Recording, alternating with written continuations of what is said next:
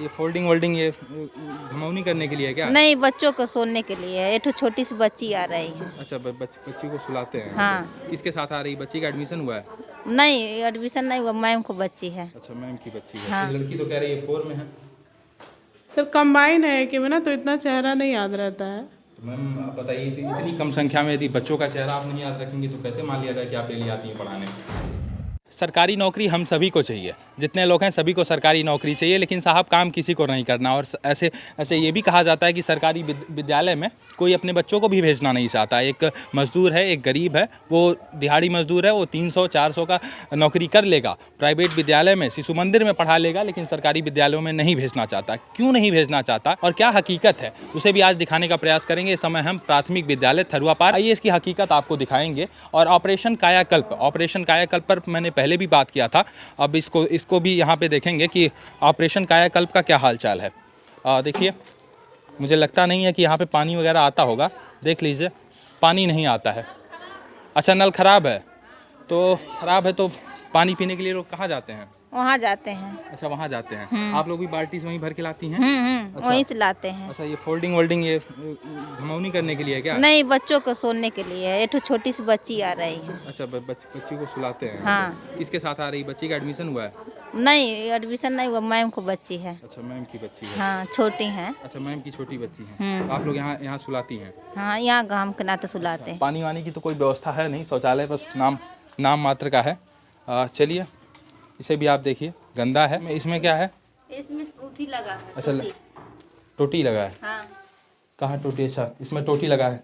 चलिए साहब, इसमें पानी आता है, कमरे में टोटी लगा हुआ है, कमरे के अंदर तो पानी कैसे लोग पिएंगे? इसमें कहाँ पानी निकासी कहीं है ही नहीं। अब बताइए, टोटी तो यहाँ साहब लग गया है, देखिए टोटी लग गया है, लेकिन इसके अंदर का पानी गिरेगा तो यहाँ तो पूरा अंदर कचरा हो जाएगा। हाँ, देख लीजिए कहीं है ही नहीं साहब, क्या कहा जाए स्थिति को आप एक बार देखिए और समझने का प्रयास कीजिए कि यहाँ पे टोटी तो लगा हुआ है, टोटी यहाँ लगा हुआ है, लेकिन पानी गिरेगा तो पानी कहाँ गिरेगा? देख लीजिए, बताइए। पानी यदि हम ऐसे देखिए ज़रा, हम ऐसे पानी गिराएं तो सारा यहीं पे होगा और हमारे कपड़ों पर आएगा। यहाँ पे कौन? और ये ताला बंद हुआ था, ताला बंद था, खुलने के बाद पानी का सिर्फ यही एक व्यवस्था, और कोई पानी का व्यवस्था नहीं है। जब से ये समरसेबल लगा है जी, तब से वो खराब हो गया, नल भी खराब हो गया है। इसको लेके आपने प्रधान को कभी हाँ, जल निगम वाले ही लगवाए थे, गवर्नमेंट की साइड से लगा था ये, तब से सब कुछ खराब हो गया। नल पहले बहुत अच्छा चलता था। अभी देखिए पठन पाठन का कैसा कार्यक्रम है, कैसे क्या चलता है, ये सारी चीज़ें। और इसे भी देखिए, व्यंजन के हिसाब से आज तहरी था, आज तहरी दिन शुक्रवार, आज शुक्रवार तो नहीं है? बुधवार। अच्छा, बुधवार। दूध भी आज? नहीं, दूध नहीं। अच्छा, इसे यहाँ पे लिखा है बुधवार तहरी एवं दूध, तो दूध आखिर इसको हटा दीजिए, फिर यहाँ पे क्यों लिखा हुआ? दूध का पैसा अब नहीं आता, पहले आता था। अच्छा, पहले आता था, अब नहीं आता है ना। मैम अंदर आ जाएं? कितने बच्चे हैं? सर जितने हैं, आधा उसमें आधा उसमें है। अच्छा, ये कौन सा क्लास है? सर ये 3, 4, 5 है। अच्छा, 3, 4, 5 है। हाँ जी। इसमें कौन सा 3 का है, कौन सा 4, कितने बच्चे 4 के हैं, कौन 5 के हैं? क्लास 3 में सर सौम्या है, अंकित है, राधा है, कृष्णा है। अच्छा, ये लड़की तो कह रही है 4 में है। सर कंबाइन है कि ना, तो इतना चेहरा नहीं याद रहता है। तो मैम आप बताइए, इतनी कम संख्या में यदि बच्चों का चेहरा आप नहीं याद रखेंगे तो कैसे मान लिया जाए कि आप डेली आती हैं पढ़ाने? सर डेली आते हैं, बच्चों से आप पूछ सकते हैं। बच्चों से तो हम पूछेंगे, लेकिन आप कह रही हैं कि वो दूसरे क्लास में, बच्ची कह रही है दूसरे क्लास में पढ़ रहा है। बताइए, बच्ची किस क्लास में, आपको यही नहीं पता तो फिर काम आगे नहीं सर, पता है, ऐसा नहीं है कि नहीं पता है। बच्चों ये बताओ, क्या पढ़ रहे हो आप लोग? क्या पढ़ रहे हो आप? मैम समझ नहीं आता कि आप 3, 4, 5 यहाँ जितने बच्चे हैं तो कैसे पढ़ाती हैं? सर करना पड़ता है, हमारे पास 2 क्लास है तो करना पड़ता है। जिन बच्चों को जोड़ आता है जोड़ बताते हैं, और जैसे वो बच्चा पढ़ने में अच्छा है तो उसकी कॉपी पे देते हैं, बुक से देते हैं। हमारी ये मजबूरी है, 2 क्लास हैं, बच्चों को इसी में सेट करना है। देखिए, कुछ बच्चे यहाँ पे हैं और इस क्लास में। मैम इस क्लास में किसकी ड्यूटी है आपकी? हाँ, हम भी हैं, और वो आंगनबाड़ी है, वो भी देखती हैं। अच्छा, आंगनबाड़ी में वो भी देखती हैं। कितने बच्चे हैं इसमें? क्लास 1 और 2 में कितने आए हैं? आपने अटेंडेंस नहीं लिया था क्या? 12 हैं। सर कुछ बच्चे बहुत छोटे हैं ना, 1 में अभी नया एडमिशन है, तो वो लोग निकल लेते, मतलब खाना खाने के बाद चले जाते हैं। अच्छा, मतलब कुछ बच्चे चले जाते हैं। हाँ, कब देखिए, अभी वो बच्चा रो रहा है, कभी से बहुत रोते हैं तो उनको हम लोग भेज देते हैं, पेरेंट्स आके ले जाते हैं। तो अभी इसमें से जो है कॉपी वॉपी खुलवाई, क्या पढ़ाएंगे आज? अभी तो ये पढ़ा रही थी, बोल के ही कट हो गया। ठीक, आ जाओ। अच्छा, तुम्हें भी आता है? अच्छा मैम, इस बच्ची का क्या नाम है? परी। परी नाम। हाँ? साक्षी नाम है। स्कूल में परी लिखा है इसका नाम। अच्छा, स्कूल में परी नाम है, घर पे साक्षी होगा। मीन्स रजिस्टर में हम परी ही लिखे हैं इसका नाम।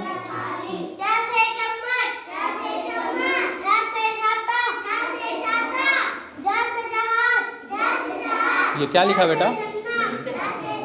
बाबू ये क्या लिखा है? क्या लिखा है? क्या लिखा है? आप पढ़ा तो रहे हो लेकिन ये क्या लिखा है? डरना नहीं है, डरना नहीं है, आराम से बताओ क्या लिखा है? क्या लिखा है? हाँ डरना नहीं है, आराम से। दवात। द से दवात। और ये क्या लिखा हुआ है? ज से जहाज। Very good. अच्छा फिफ्थ में कौन है यहाँ पे? फिफ्थ में कौन है? ठीक है, आप भी फिफ्थ में हो बेटा? आप कौन कौन फिफ्थ में? सिर्फ फिफ्थ में एक लड़का है? सिर्फ एक लड़का? अच्छा वो भी 2 लड़का। आ जाओ, चलो मैम चौक दे दीजिए।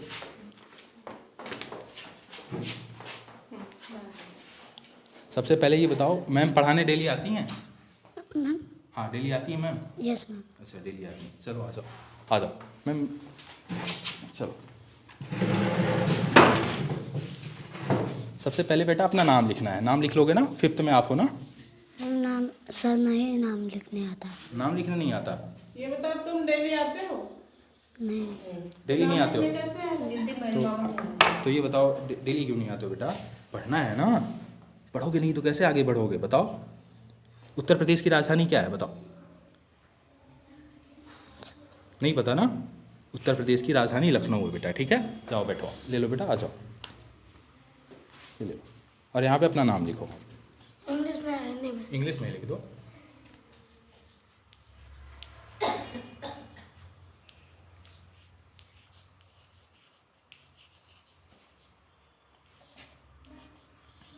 चलो अब हिंदी में लिख। उत्कर्ष नाम है आपका? Yes sir. हाँ अभी हिंदी में लिख दो इसको।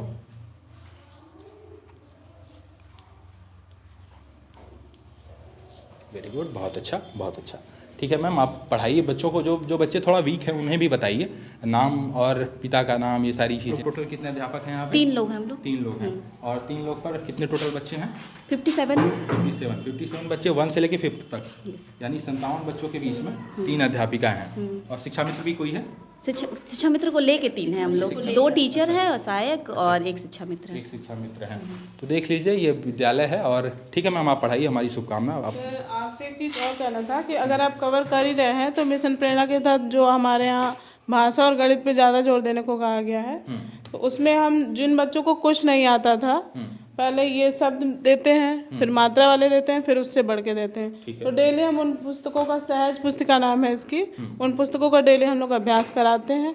जो बच्चे रेगुलर आते हैं उनको ज़्यादा कुछ इससे नॉलेज हो गया, लेकिन जो नहीं आते हैं उनको कुछ किया नहीं जा सकता। प्रधान जी आप कहाँ हैं? अभी विद्यालय पे आ सकते हैं क्या अपने गाँव पर? नहीं, अभी तो हम खलीलाबाद में हैं। अच्छा खलीलाबाद में है। तो आप एक शिकायत नोट कीजिए, आपके विद्यालय में ये जो हैंडपंप है और यहाँ पानी का कोई व्यवस्था नहीं है, इसको लेके आप कुछ काम कराएंगे आगे कि और कुछ कहीं आगे कंप्लेन करना पड़ेगा इसको लेके? नहीं, उसको जानते हैं, समरसेबल उसको हटाना पड़ेगा, रिबोर करना पड़ेगा। तो सर बोर करना पड़ेगा, तो वो बोर कौन कराएगा? हम तो कराएंगे नहीं, ये हम करा दें? बताइए हम करा दें? तो भैया कितने दिन से बोले हुए हैं?